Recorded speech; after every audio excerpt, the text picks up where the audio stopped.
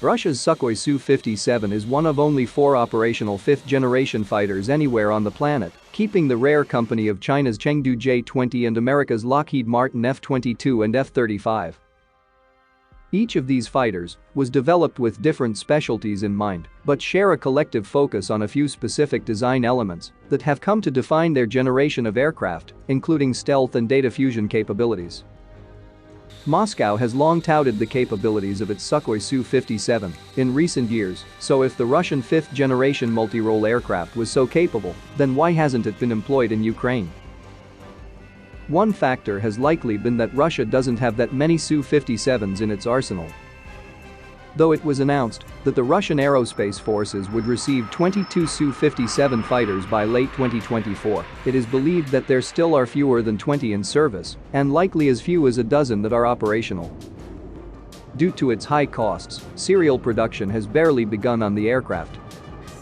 A total of 12 prototype Su-57s were constructed for testing and assessment, and just months after India backed out of the program, Russia's defense ministry signed a contract to purchase the first 2 serial production Su-57s, slated for delivery in 2019 and 2020.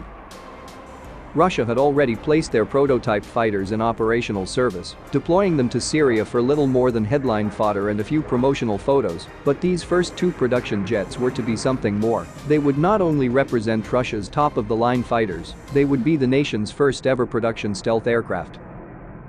According to another report from the state news agency, at least one Sukhoi Su-57 felon has been used to attack targets in Ukraine last month.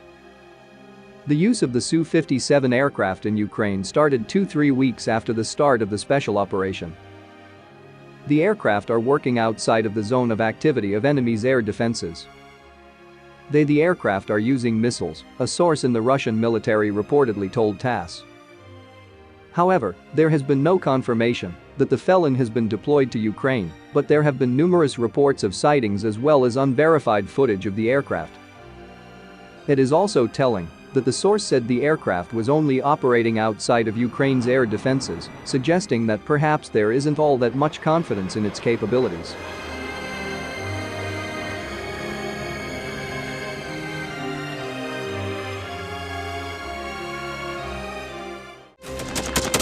Thanks for watching, and don't forget to subscribe.